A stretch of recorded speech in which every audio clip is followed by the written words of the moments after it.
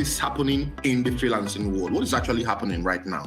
Because of COVID, the war in Ukraine, because of AI, there is a fast transition going on. People are moving towards remote work and even digital nomadism. About 44 countries in the world have started accepting digital nomads, that is freelancers. You can decide to now move with your family and say, let me go to Italy and work for like 1 month there, Germany, and work for like 2 months. You can actually become a citizen of the world through the digital nomadism visas. So now in this country where we have the Jackpot trend, we find out that it's something that you can even jump into, but you are working while you are doing that.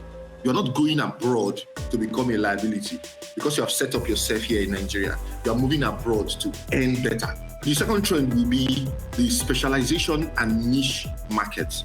What will make people find you is your niche. If you are video editing, stay in video editing. And even in video editing, there's another branch of video editing.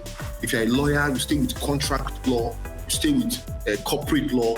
There are different niches. There's also the gig economy and the short-term contract trend. Many companies don't want to commit to long-term contracts and now have to pay health insurance, pay benefits that come with being a full-time employer. So they prefer the contract basis and they pay you well for those contracts.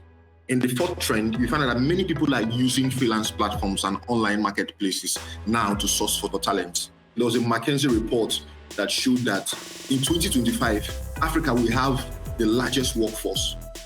Finally, there's this emphasis on remote collaboration tools. There's so many tools now that you can actually use to collaborate online. You can work with somebody who is in Kaduna and you are in Lagos. There are so many tools that can facilitate that.